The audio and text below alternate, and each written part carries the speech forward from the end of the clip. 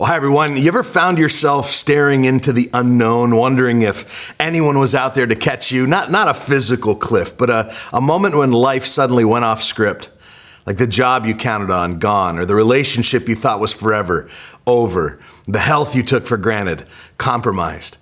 In those moments, what we're really thinking is, God, are you still writing my story, or am I on my own now? I've been meeting with a bunch of people recently who got just devastating, out of the blue health news.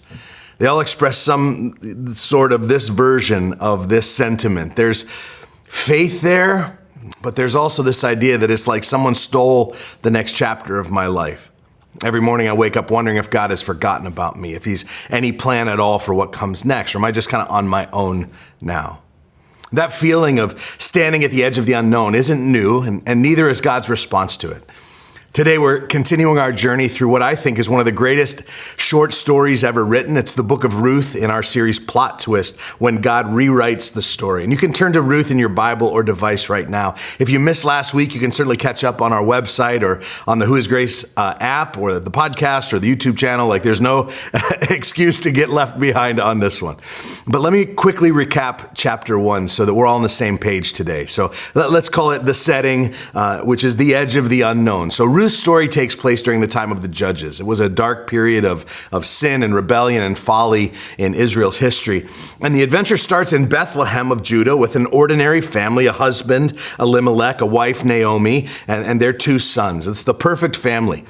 But they faced disaster when famine struck Bethlehem. Ironically, Bethlehem means the house of bread.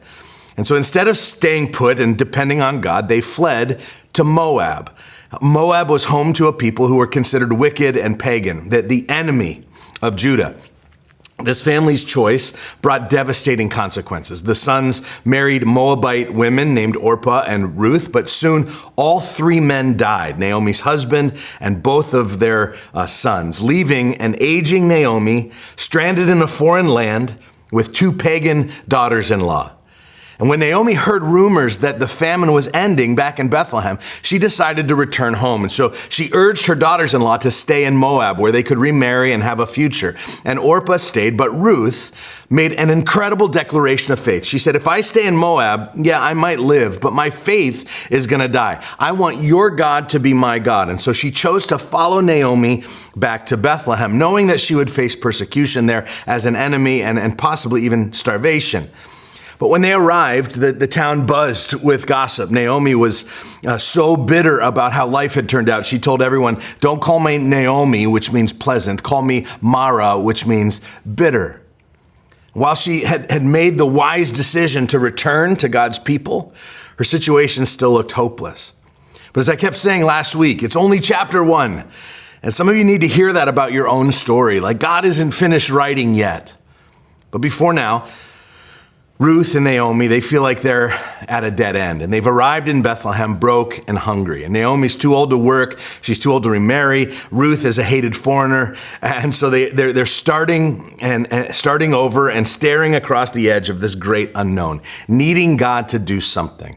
Now, chapter 1 ended with a tiny flicker of hope. It ended with these words, and they came to Bethlehem at the beginning of barley harvest. What does that mean? Well, it means the famine had ended.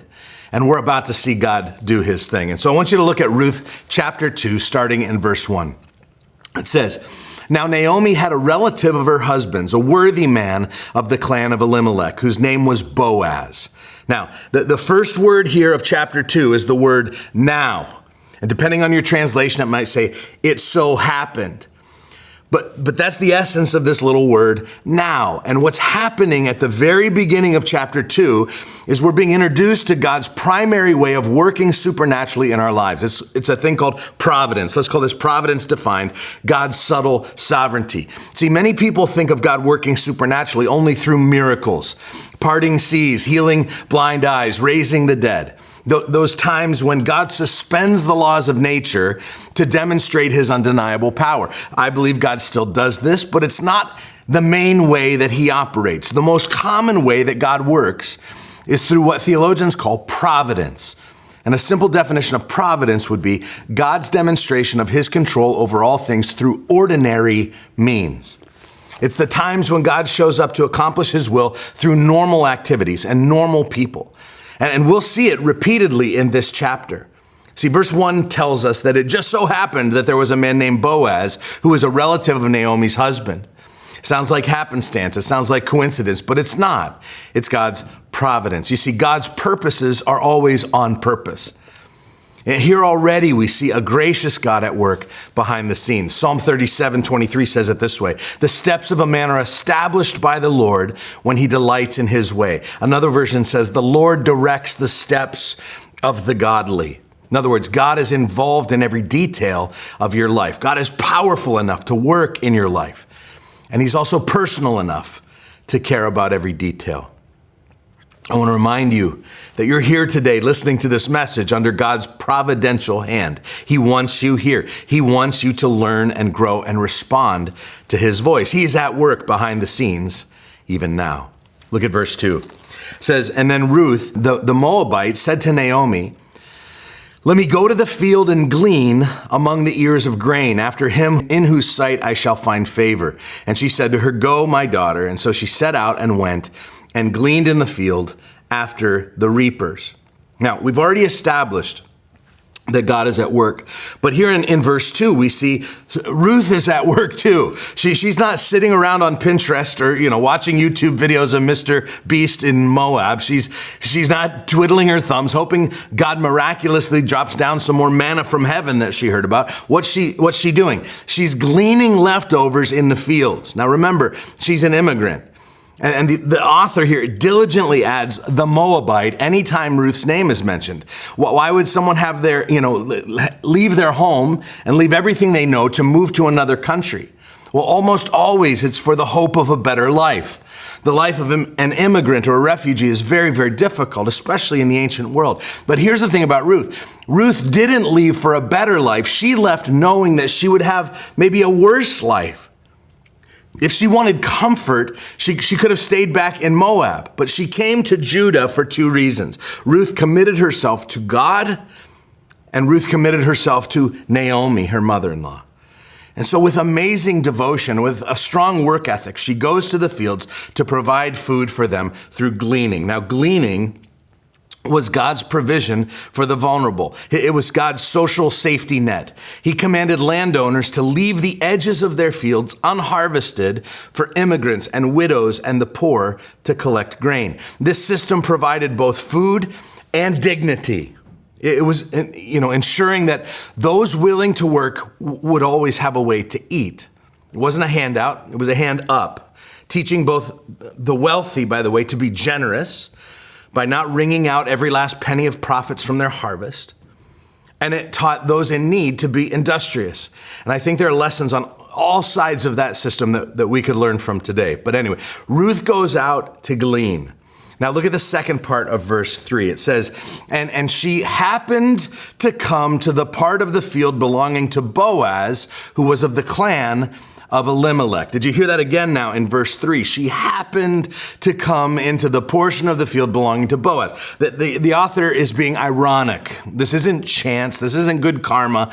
This isn't Ruth's lucky day. What we're seeing here, again, is God at work behind the scenes. We're seeing God's providence. She happened into the field of Boaz. And what we see here is that Boaz is this character that's revealed to us, and we get to see the heart behind his actions. We're introduced to Boaz. Now, we already know that he's a male relative of Naomi's dead husband, Elimelech. This is a crucial detail that we're going to explore a lot more next week. But original readers would have heard this detail, and for the first time, they would have seen hope for Ruth and Naomi. It's a relief valve. It's a way out. We also see here that he's a worthy man.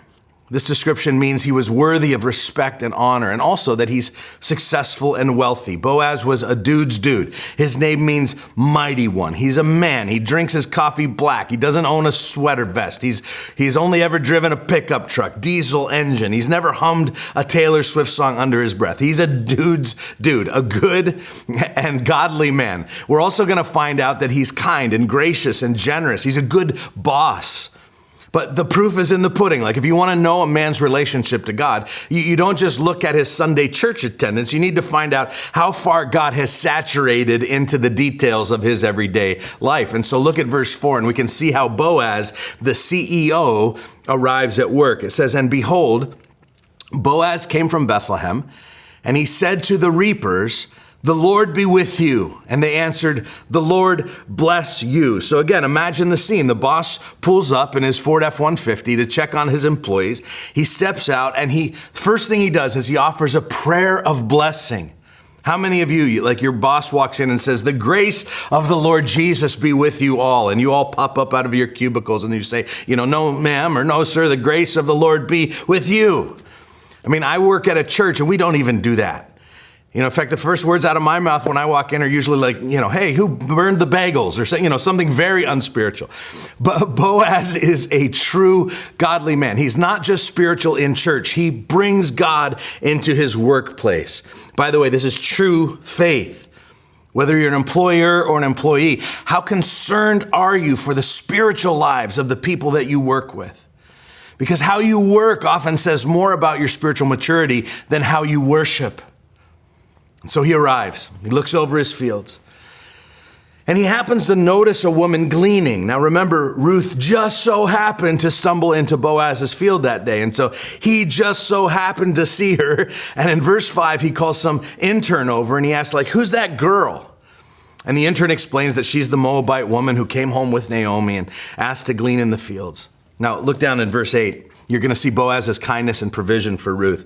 It says, "Then Boaz said to Ruth, 'Now listen, my daughter. Do not go to glean in another field or leave this one, but keep close to my young women. Let your eyes be on the field that they are reaping and go after them. Have I not charged the young men not to touch you?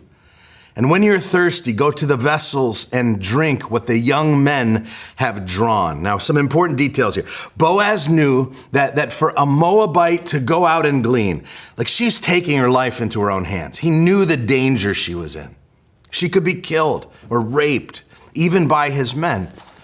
Remember, the Moabites were seen as horrible, wicked people. He didn't even want her out near the edges because he knew she might be harmed there. And so Boaz essentially establishes the very first sexual harassment policy, maybe in history. He gathers his guys together and says, "Listen up, boys.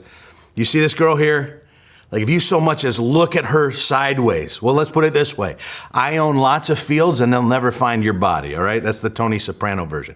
And listen, Boaz has no ulterior motives here. Like romance isn't even a possibility with her at this point of the story. He's just helping her because he's a godly man. His heart goes out to this immigrant woman who could be in danger. Look at verse 10. "And then she fell on her face, bowing to the ground, and she said to him, 'Why have I found favor in your eyes, that you should take notice of me, since I am a foreigner?'" Remember, this is the first encounter between these two. What would eventually turn into a marriage didn't exactly start as a love connection. Ruth is desperate, yes, but she shows real wisdom here. She doesn't say, "Hey, Boaz, nice to meet you. You want to go get some drinks? You want to know my ring size?" Like she's not there. She's not ahead of herself. She's wisely asking questions. Why are you doing this? What's in this for you? Are you expecting something from me? And again, single folks, you need to determine whether the person is being nice to you because he or she wants a good time in the near term or because he or she wants a good life in the long term.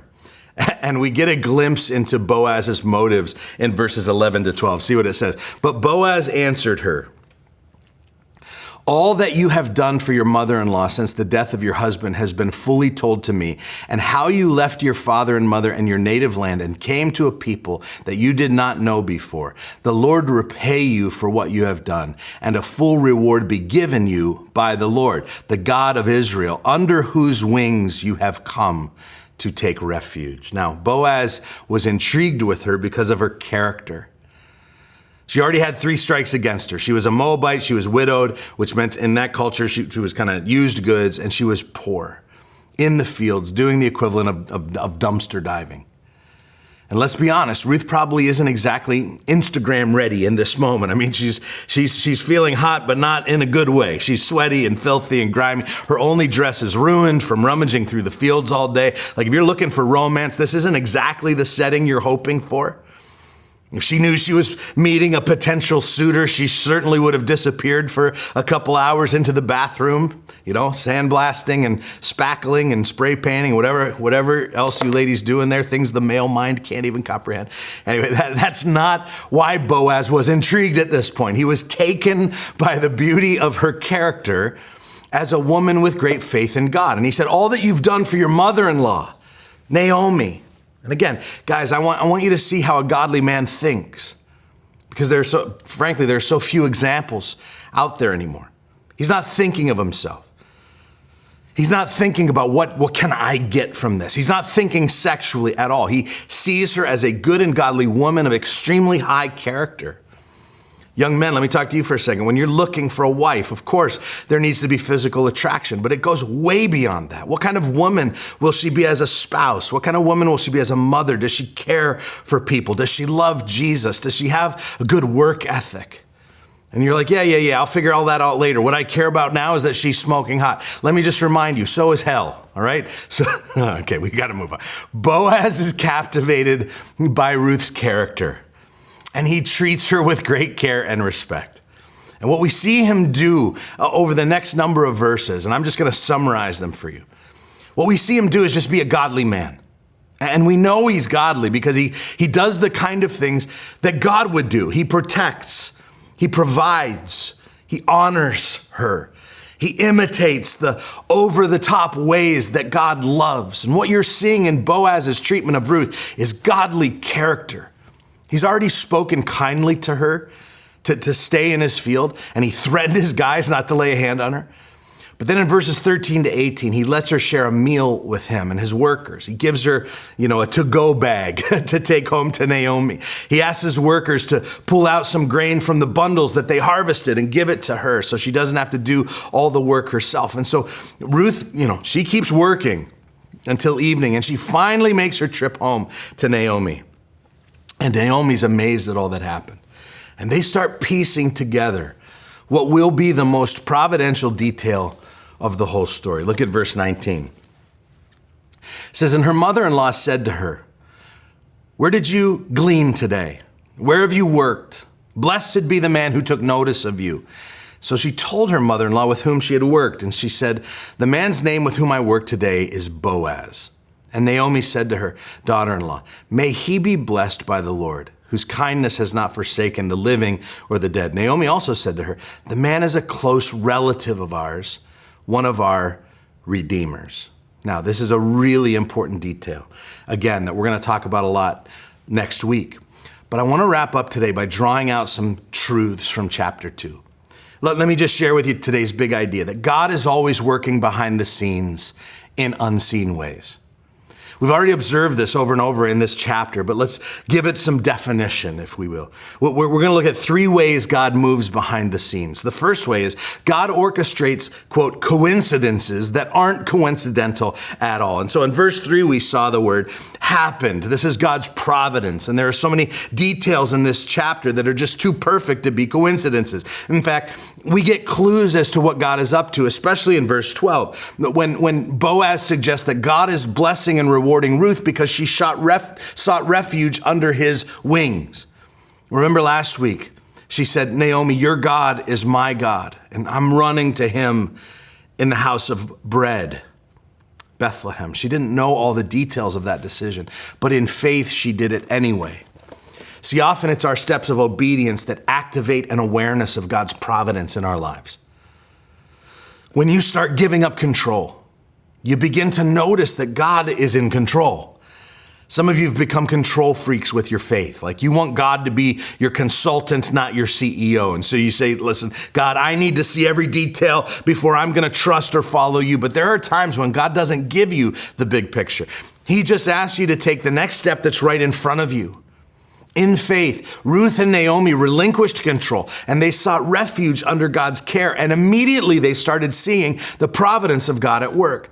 Was it through spectacular miracles? No, it was through ordinary examples of God's provision. Acts not shouted from the marquee, but accomplished behind the scenes, behind the curtain, low key, under the radar, providential coincidences.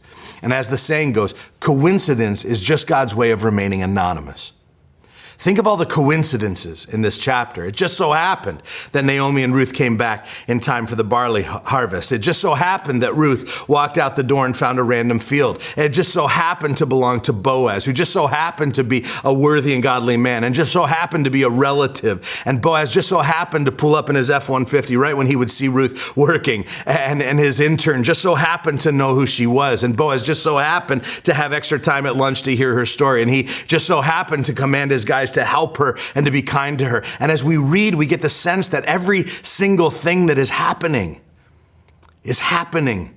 in a certain way because God is at work behind the scenes. Now, at the end of chapter 1, Naomi was convinced that God didn't care. Yet through every detail of chapter 2, God showed her that he did. Some of you find yourself in the same place. You're crying out, God, give me a sign. Show me that you're there. Do a miracle. And he's saying, look closer. Look smaller. I'm showing up in the details. God's presence with you is supernatural, even if it's not spectacular. It may not be with a booming voice. It may not be with handwriting on a wall. But through every little detail of your story, and if you listen, God is saying, I love you. I haven't forgotten you. I care about you. I'm guiding you. I'm providing for you. My strong hand is always there. But you need to have eyes to see. God orchestrates, quote, coincidences that aren't coincidental at all. The second way God moves behind the scenes is God works through people who become his hands and feet. So Ruth took a huge risk by going out to the fields. But she really had no choice. Something had to be done, or she and Naomi would starve. As a poor, single, foreign woman, she could not have been more vulnerable. And so Boaz became the hands and feet of God's protection for her. He made God's invisible hand visible to Ruth and Naomi. We see Boaz's godliness from his first greeting and all the way through this chapter. In verse 8, where he says, keep close to my young women. This was God's hand at work through Boaz. In fact, a great exercise to do on your own would be to go through this chapter again and just highlight all the ways that Boaz became God's hands and feet to Ruth. And you'll notice two ways that this happens over and over again. They're the same two ways, by the way, that you can represent God to others. One is through kind words, and second is through generous actions. So Boaz offers kind words of acceptance to her from the start. He calls her my daughter. He graciously explains publicly how impressed he is by her provision for Naomi. Through his words, he's conveying, not only do I accept you, but my God accepts you as well. Do you know that you have that same power? Peter says in his epistle in the New Testament that as Christians, when we speak as ones who are conveying the very words of God to other people. That's crazy. Every time you open your mouth to speak as a Christian, you are conveying the very words of God to another person. Make sure you wield that power wisely. But it wasn't just his words. It was his generous actions that matched his words. So from his quick sexual harassment policy to the provision of food, he just went over and above every time. And there's some cultural things going on here too. His instruction in verse 9 for Ruth to drink from the water that the young man had drawn is extraordinary.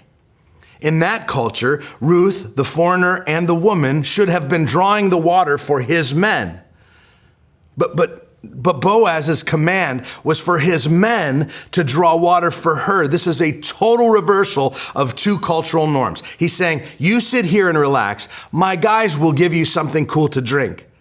Let the Hebrews do the work. You, the Moabites, should be served by them. Let the men do the work. You, the women, should be served by them. This is crazy talk.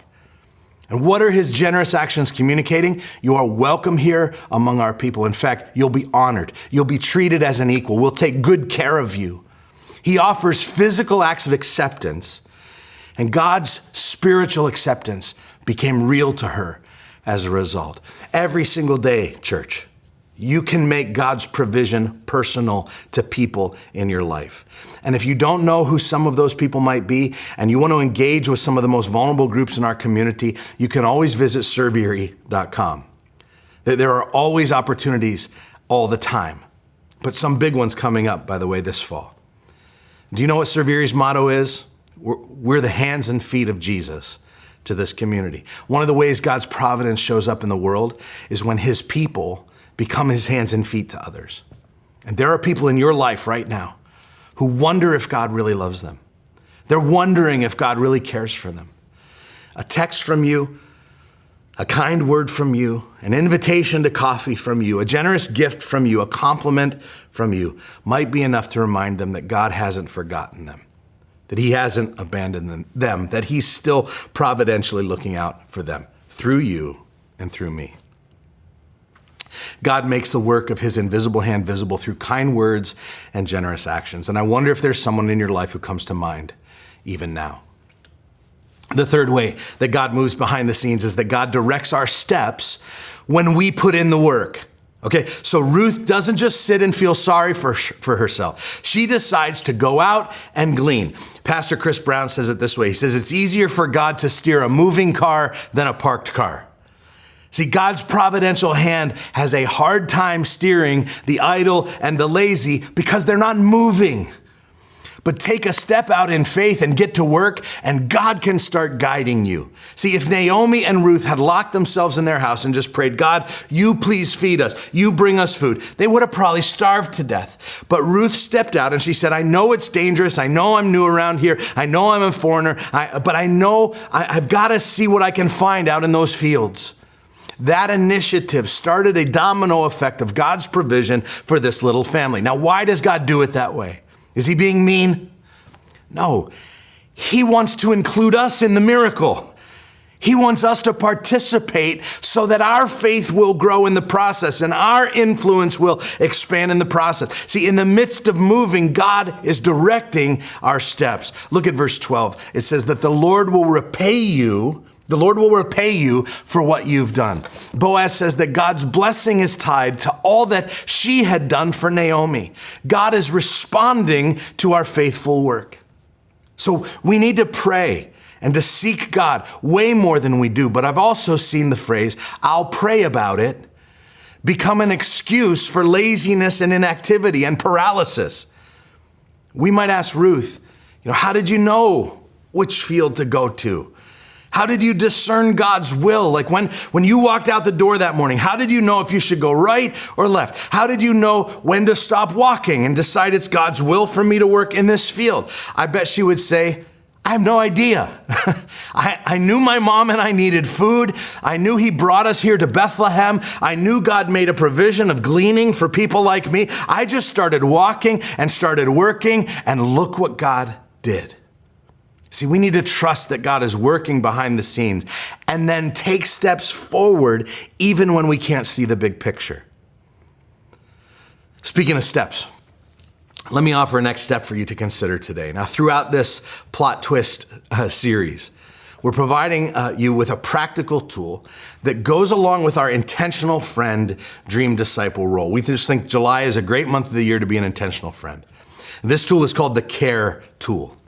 These are practical ways that we can be an intentional friend to others. C is connect, A is assist, R is remember, and E is encourage. And these are loosely based on Gary Chapman's 5 love languages minus the touch one, because love languages are for more than just marriage. They're also for friendship. So last week, I challenged you to focus on C, connect through time and presence. And this week, I want you to focus on A, assist with a helping hand. It's a perfect week to talk about this. Just like Boaz became God's hands to Ruth, you can become God's hands to someone in your life. Love lifts. The Good Samaritan crossed the road, cleaned wounds, covered the bill. Jesus wrapped a towel around his waist and scrubbed dirty feet. Friends, spot a need and act before being asked. And so here's a step you can take this week. Would you choose someone in your life who might need a friend? Maybe they're in a new chapter of life. Maybe they've experienced loss. Maybe they're walking through change or uncertainty. Maybe they're waiting for God to show up. And how cool would it be if he showed up through you? This week, practice the A of care by offering a helping hand. Run the errand your friend keeps putting off. Fix a small household problem for them. Watch the kids so they can breathe. Help with a project that they've been dreading. Use your skills to lift their burden in some way. And again, the goal isn't to solve all their problems. The goal is to show them through your actions of assistance, that God hasn't forgotten them. See, sometimes the most profound plot twists in people's lives come through simple acts of someone showing up to help. So be an intentional friend this week. As I wrap up today, I want to invite you to reflect for a moment. Ruth and Naomi saw their story transform from tragedy to hope because God was writing behind the scenes all along. Their plot twist came through what looked like random circumstances, through Boaz becoming God's hands and feet in their life, and through their own willingness to move forward in faith. Your plot twist might be happening right now, even if you can't see it yet.